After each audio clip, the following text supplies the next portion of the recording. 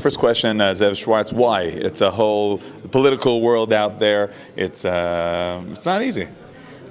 At the age of 9 years old, I was in Johannesburg and we heard the news of Yoni Netanyahu.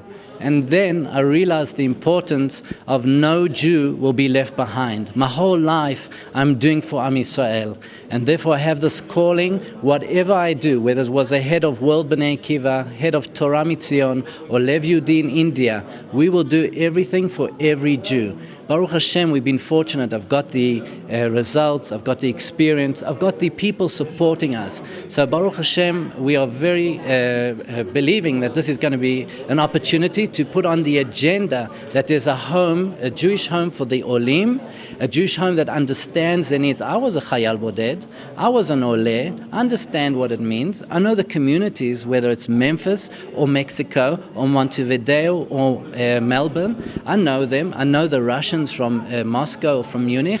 So what I'm saying is somebody can represent them in Knesset, somebody understands their culture, their language, and Bezrat Hashem, global Zionism needs a voice in the Jewish home. There's enough place for everyone. And I say, okay, Bnei is a great leader. He's like this wonderful soccer star, Ronaldo or Messi, but he needs players next to him that they're not only goalies or backfielders. You need somebody who's going to be able to play the game, going to bring in the votes, going to be able to fundraise, connect to people, and know how to play the game together with him. Team.